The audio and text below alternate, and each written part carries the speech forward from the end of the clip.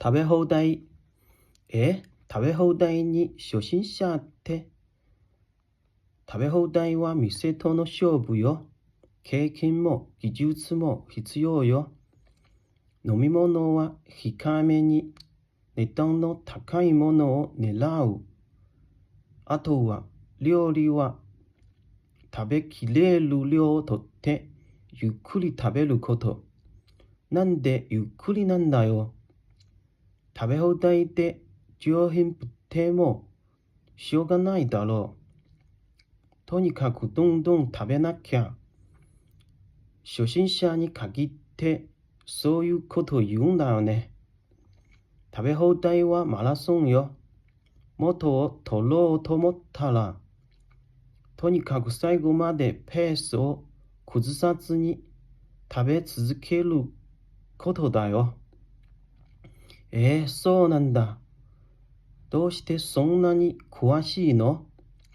私、この近くの食べ放題という食べ放題は全部行っているもん。それにね、残したら罰金を払わされる店もあるから気をつけないとダメよ。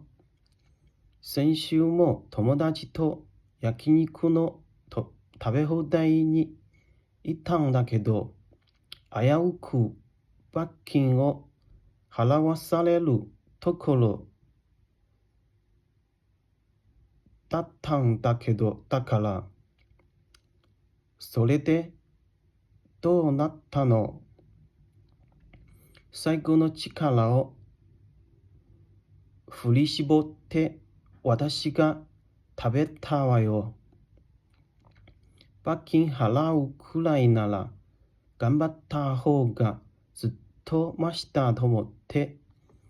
太田さんがいれば心強いね。メンバー集めるから絶対一緒に行こうね。よろしく。